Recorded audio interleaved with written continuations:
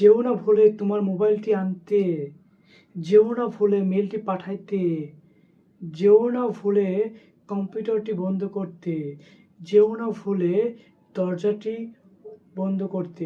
এই ধরনের বাক্যগুলো আমরা ইংলিশে কীভাবে বলতে পারি?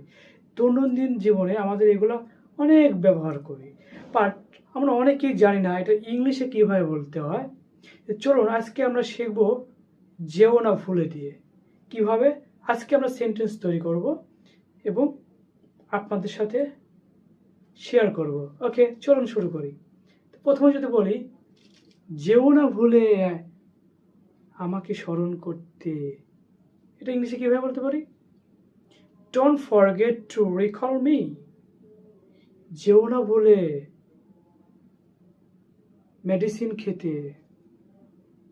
আচ্ছা, এটা কীভাবে বলতে পারি? যেও না ভুলে তোমার মেডিসিন খেতে, তাই না?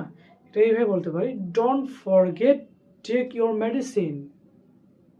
যদি আরেকটা বলি, যেও না ভুলে তোমার মোবাইলটি আনতে, don't forget to bring your mobile. যেও না ভুলে মেলটি পাঠাইতে, don't forget send the mail. যেও না ভুলে কম্পিউটারটি বন্ধ করতে, don't forget to shut down your computer.